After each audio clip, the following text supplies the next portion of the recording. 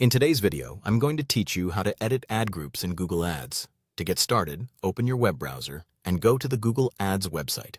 Once the page loads and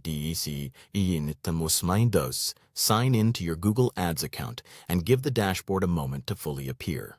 It's important to wait until the overview page is completely loaded so all menus and settings are available and responsive before you begin making changes.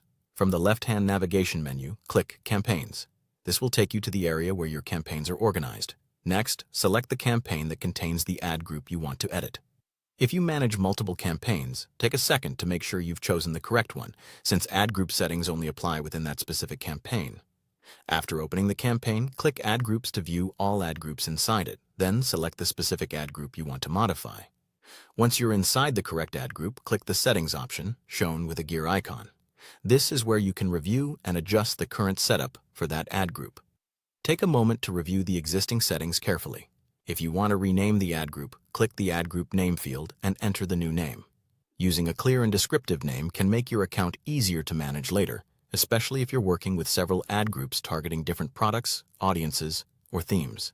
Next, expand the Additional Settings section. Here, review the available customization options for the ad group. If needed, update the ad group URL options for tracking purposes. This can be helpful if you use tracking templates or custom parameters to measure performance more accurately across your ads. Then review the ad rotation settings.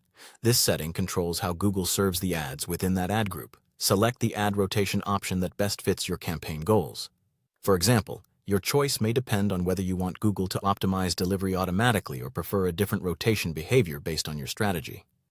After that, make any additional changes required for the ad group. Before saving, it's a good idea to quickly review everything one more time so you don't miss any details. When you're ready, click Save to apply your changes.